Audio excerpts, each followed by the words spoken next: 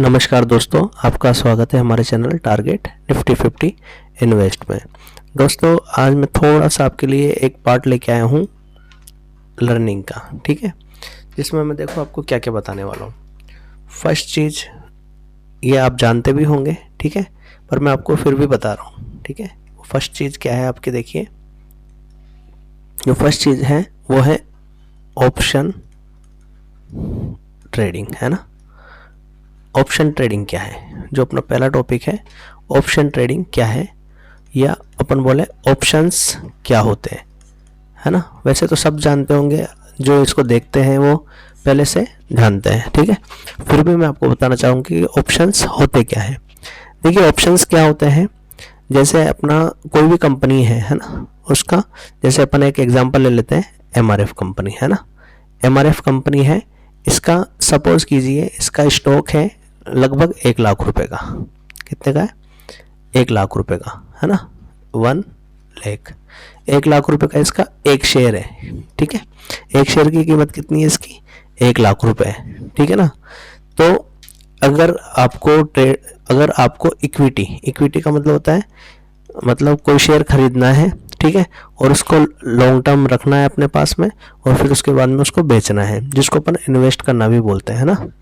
किसी चीज़ में इन्वेस्ट करना, यानी अपन इक्विटी यानी इन्वेस्ट कर रहे हैं किसी चीज़ में, यानी आज खरीद के 10 साल बाद बेच रहे हैं, है ना। इसकी लाइफ क्या है? 10 साल, 20 साल, 50 साल, या जब भी आपकी इच्छा हो, जब इसको आपको बेचना हो, एक दिन रखो, 2 दिन रखो, 10 दिन रखो, जब आपकी इच्छा हो, ठीक है। तो एक शेयर खरीदने के लिए अपन को इसके लिए कितने रुपए चाहिए? 1 लाख रुपए चाहिए, ठीक है। तो जबकि ऑप्शन ट्रेडिंग में क्या होता है, अगर एमआरएफ में अपन डेरिवेटिव्स, जिनको अपन बोलते हैं डेरिवेटिव्स, ठीक है, डेरिवेटिव्स में अगर ट्रेडिंग करेंगे, है ना, तो ट्रेडिंग अलग चीज है, इन्वेस्टिंग अलग चीज है ना, दोनों अलग चीज है। देखो, ट्रेडिंग क्या होती है? ट्रेड का मतलब व्यापार करना होता है, ठीक है। ये क्या है? एक बिजनेस है। क्या एक बिजनेस है ना।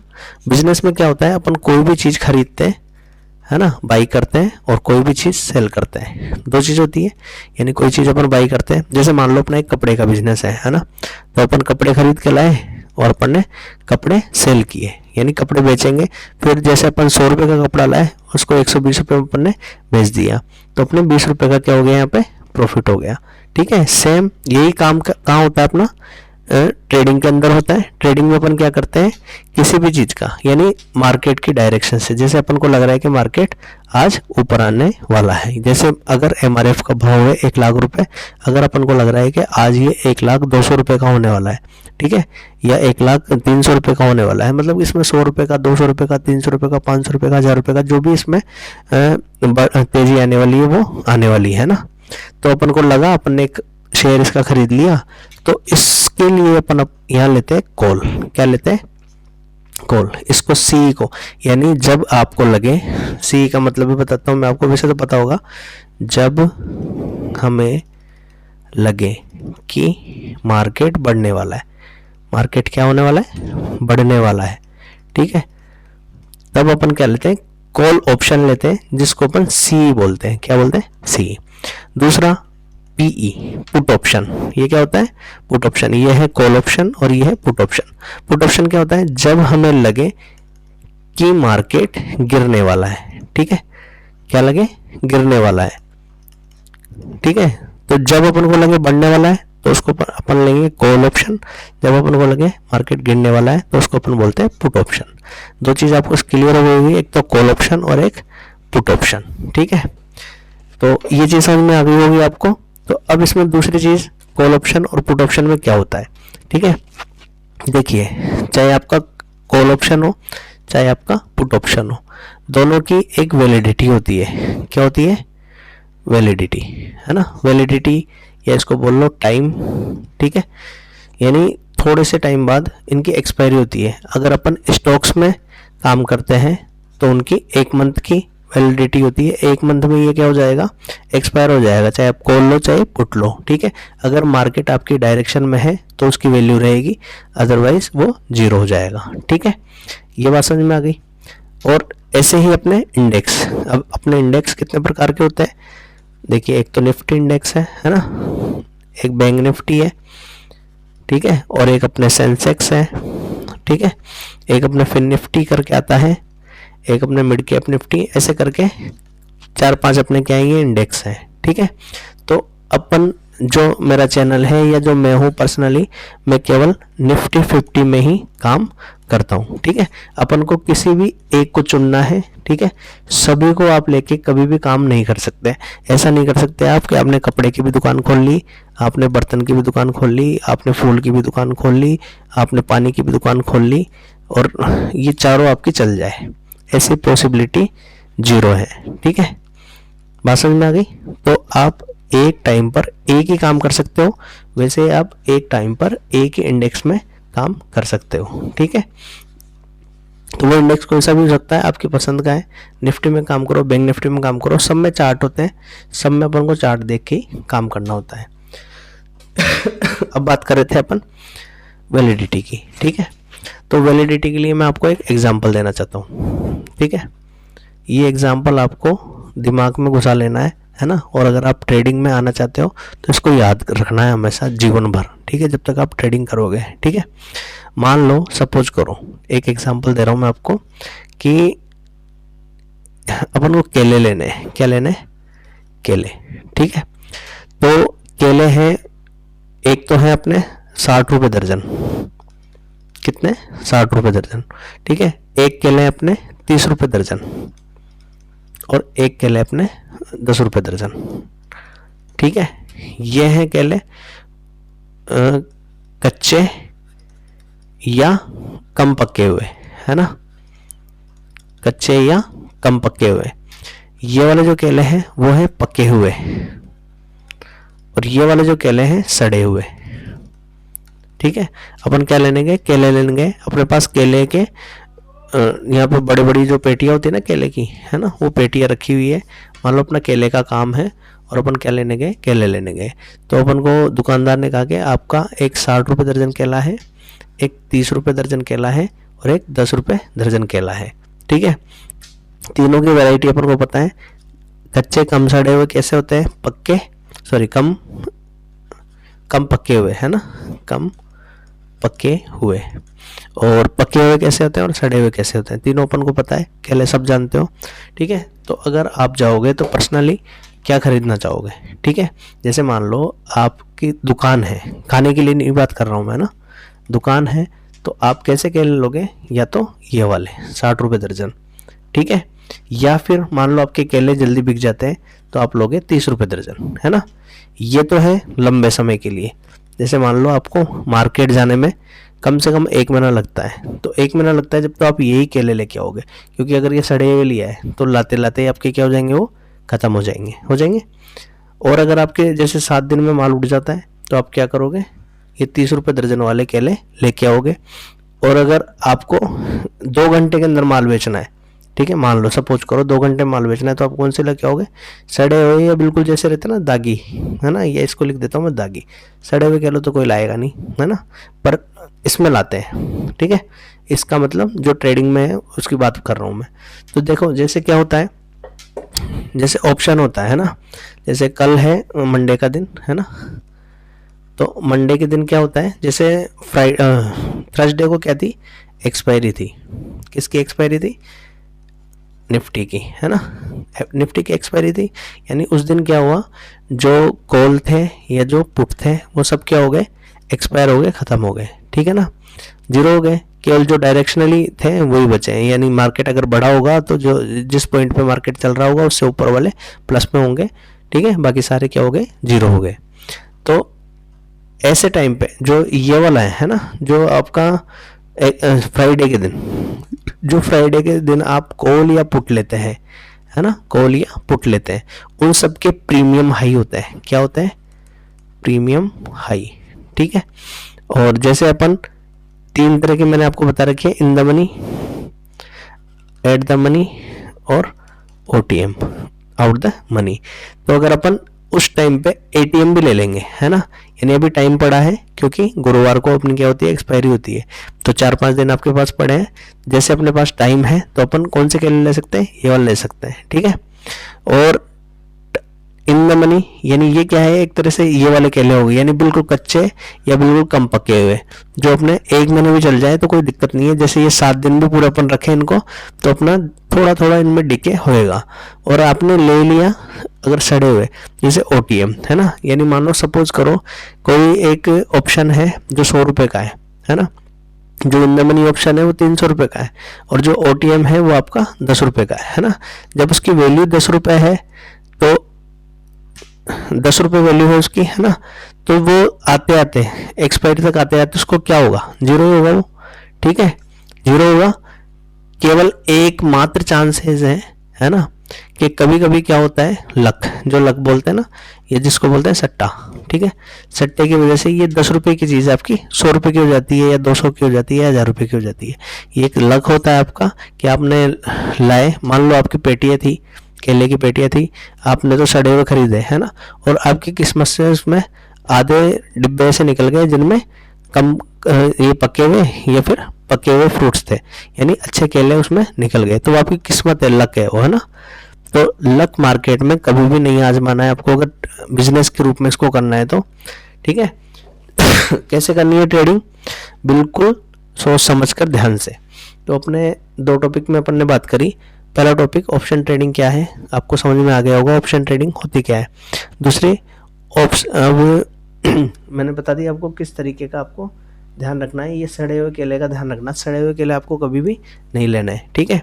अब एक चीज़ का और डिस्कशन करेंगे अपन कि ऑप्शन ट्रेडिंग में कितना अमाउंट चाहिए, ऑप्शन ट्रेडिंग करने के लिए कितना अमाउंट चाहिए। तो इसका आंसर है, आप ऑप्शन ट्रेडिंग के लिए कम से कम 1 लाख रुपए, ठीक है। और मैं तो ये कहूँगा ज़्यादा से ज़्यादा भी 1 लाख, यानी 1 लाख से ज़्यादा आपका अमाउंट किसी भी सूरत में, किसी भी हालत में आपके डीमेट अकाउंट पे नहीं होना चाहिए, है ना। डीमेट अकाउंट में आपका 1 लाख रुपए से ज़्यादा किसी भी सूरत में नहीं होना चाहिए, क्योंकि अगर आपका अमाउंट उसमें पड़ा हुआ है डीमेट अकाउंट में, तो आपको क्या होगा, ओवर ट्रेडिंग करने की आदत पड़ेगी, जो कि मार्केट में आपको ज़ीरो की तरफ लेके जाएगी, आपकी कैपिटल को ज़ीरो करने में मदद करेगी वो, ठीक है। तो आपका अमाउंट मैंने आपको बता दिया कितना होना चाहिए एक अच्छे से ट्रेडिंग के लिए, 1 लाख रुपए। इस 1 लाख रुपए में से भी आपको 2 लोट, कितने, केवल 2 लोट से ट्रेडिंग करनी है। 2 लोट आपके लगभग, अच्छा लोट लोगे आप इन द मनी का, है ना, तो वो लगभग 40,000 के आसपास आपका 2 ट्रेड आ जाएंगे। अब आप बोलोगे कि जब 40,000 में काम हो रहा है तो 1 लाख क्यों रखने, है ना।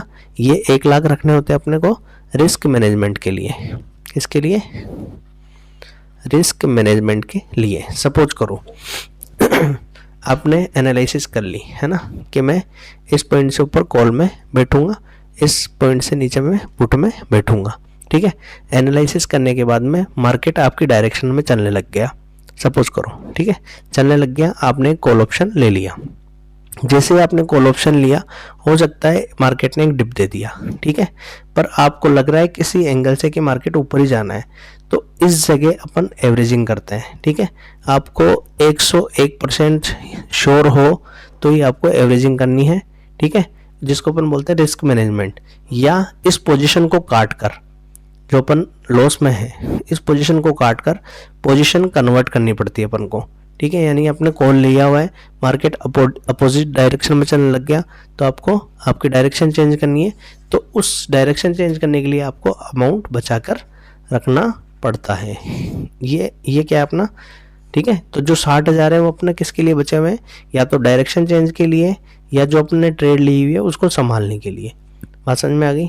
तो आपका ये क्वेश्चन क्लियर हो गया कितने से ट्रेडिंग करनी चाहिए, ठीक है। एक क्वेश्चन है आपका कि इसमें रिस्क कितना होना चाहिए, ठीक है, बहुत इंपॉर्टेंट क्वेश्चन है, रिस्क कितना होना चाहिए, ठीक है। तो देखो रिस्क कितना होना चाहिए, इसके लिए एग्जांपल देता हूँ एक मैं, ठीक है। आपके जेब में 10 लाख रुपए, कितने, 10 लाख रुपए, इसमें से आप कितने रुपए नाली में फेंक सकते हो, ठीक है। तो इसमें मैंने क्या बताया आपको कि आपके पास कितने रुपए हैं, 10 लाख रुपए हैं, तो कितने रुपए आप नाली में फेंक सकते हैं, वही आपका रिस्क है। ठीक है, रिस्क कितना होना चाहिए, यानी कई तो ऐसे होते हैं कि हाँ मैं 50,000 का रिस्क ले सकता हूँ, यानी 50,000 अगर चले भी जाए तो मुझे कोई नुकसान नहीं है। ठीक है, उस कंडीशन को क्या बोलेंगे अपन कि अगर 50,000 में मेरा खर्च हो जाए तो मुझे कोई नुकसान नहीं है, तो वो उसका क्या हो गया, रिस्क हो गया, इतना रिस्क वो ले सकता है। कई ऐसे लोग हैं जो बोल देंगे 500 रुपये अगर मेरे नुकसान हो जाए तो मुझे नहीं करना काम। तो आप जितना रिस्क रखना चाहो आपकी इच्छा है। ठीक है, ज़्यादा रिस्क लोगे नुकसान में रहोगे। ठीक है, कम रिस्क लोगे तो आप 10 बार रिस्क ले सकते हो। मान लो 500 रुपये का आपने रिस्क लिया, तो आप कितनी बार, 10 बार रिस्क, 10 बार भी रिस्क लोगे तो 5,000 का आपका नुकसान होगा। ठीक है, बात समझ में आ गई। और अगर आप एक साथ ही 50,000 का लॉस लोगे तो वो आपका नुकसान धीरे धीरे आपकी कैपिटल क्या हो जाएगी, खत्म हो जाएगी। ठीक है, अब इससे अगला क्वेश्चन है आपका कि प्रॉफिट कितना होना चाहिए, है ना, प्रॉफिट कितना होना चाहिए, ये सबके दिमाग में चलते हैं क्वेश्चन। अगर और भी कोई क्वेश्चन हो तो आप इसमें कमेंट बॉक्स में मुझे बता सकते हैं प्रॉफिट कितना होना चाहिए। ठीक है, अब देखो इसका आंसर देता हूँ मैं। देखो, आपके बैंक का नाम आपने सुना है ना, बैंक क्या करता है, एफडी करता है, और एफडी पे 6% से लेकर 7.5% तक के इंटरेस्ट आपको देता है। ठीक है, वो भी कितने टाइम के लिए, 5 साल आपको पैसा रखना पड़ेगा तब। ठीक है ना, यानी सपोज करो आपने 1 लाख रुपए बैंक में जमा कराए। ठीक है, तो आपको साल के केवल 6,000 रुपये मिलेंगे। कितने रुपए मिलेंगे, 6,000 रुपये। ठीक है, वो भी कब, जब आपके ये अमाउंट कितने साल तक रहेगा, 5 साल तक रहेगा। ठीक है, तो 5 साल तक ये 6 के हिसाब से 30,000 रुपये मिलेंगे, यानी 5 साल में जाके आपको कितने रुपए का प्रॉफिट होगा, 30,000 रुपये का प्रॉफिट होगा। ठीक है, तो जब आप सालाना 6% से खुश हो, है ना, 7.5% से खुश हो, तो फिर ट्रेडिंग में आता है आपका दिमाग चेंज नहीं होना चाहिए।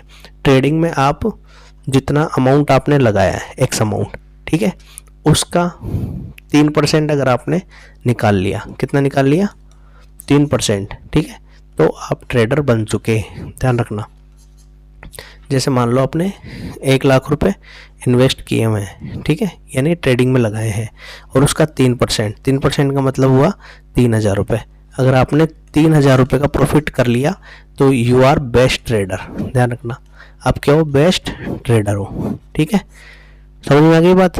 और अगर आप लालच कर रहे हो, रोज के आप 30,000 बनाना चाह रहे हो, 40,000 बनाना चाह रहे हो, 1 लाख रुपये बनाना चाह रहे हो, आपका सारा कैपिटल जीरो होगा 101%। ठीक है, कोई नहीं रोक सकता आपको नुकसान से, कोई नहीं रोक सकता आपको बर्बाद होने से।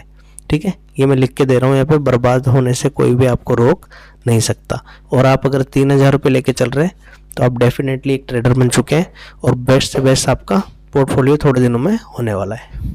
नेक्स्ट क्वेश्चन है अपना कि आपको ट्रेडिंग पार्ट टाइम करनी चाहिए या फुल टाइम। ठीक है, ये क्वेश्चन में इम्पोर्टेंट है। देखो, ट्रेडिंग को कभी भी फुल टाइम नहीं करना है। मेरी राय में ट्रेडिंग कभी भी फुल टाइम नहीं होनी चाहिए।